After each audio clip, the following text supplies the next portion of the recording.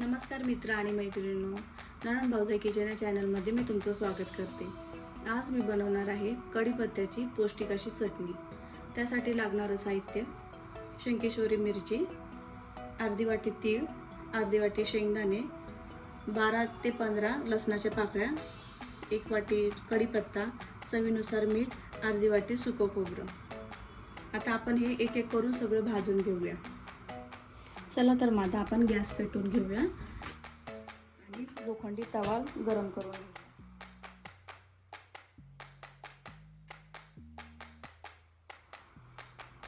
चला तर मग आता आपला तवा गरम झालाय। आपण त्याच्यामध्ये एक एक करून वस्तू सगळ्या भाजून घेऊया। आपण आता अगोदर शेंगदाणे टाकून भाजून घेतो।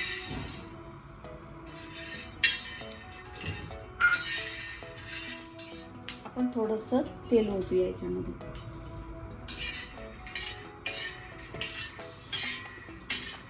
लोखंडी कढई किंवा तुम्ही तव्यामध्ये तुम्ही भाजू शकता, कारण आपल्याला त्याच्यामध्ये लोह भेटतं।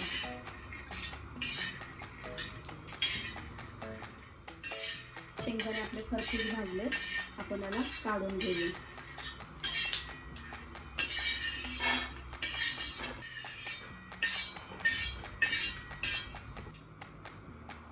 आता आपण सुकं खोबरं भाजून घेऊया।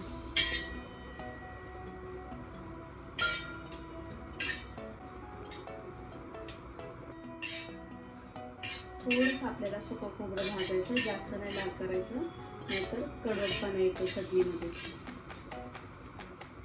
काढून घेऊया आपण।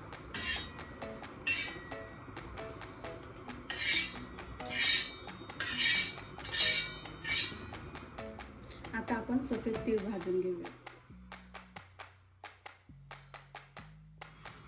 सफेद तीळ आपले चांगले भाजून झाले। आता आपण त्याला काढून घेऊया।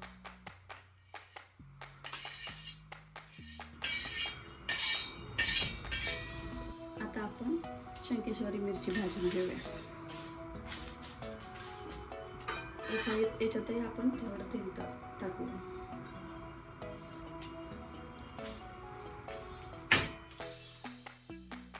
लसूण टाकूया।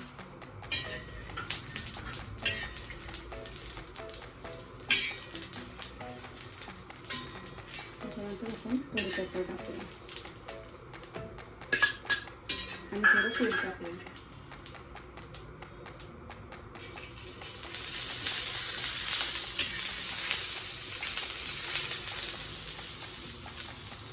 कढीपत्ता मी धुवून चांगला पुसून घेतलेला आहे आणि मग नंतर तळून घ्यायचं। आता आपण हे सगळं भाजलेलं एकत्र करून घेऊ।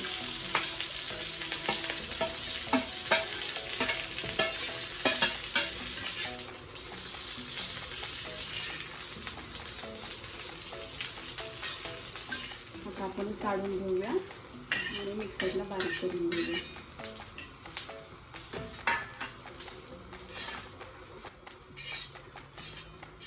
आता आपण याला मिक्सरच्या भांड्यामध्ये काढून घेऊया आणि बारीक करून घेऊया।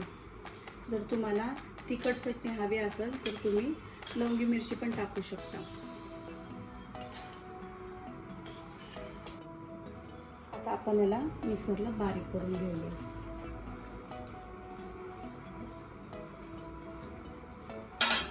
याच्यामध्ये आपण मीठ टाकून घेऊया चवीनुसार।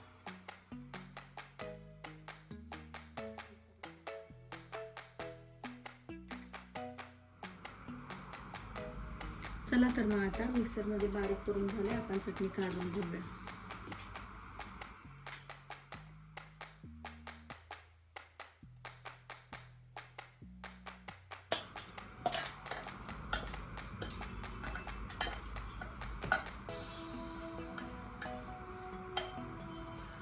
या चटणीचा खूप सुगंध येतोय, खमंग सुगंध येतोय पौष्टिक अशा चटणीचा। झाली आहे आपली कढीपत्त्याची पौष्टिक चटणी।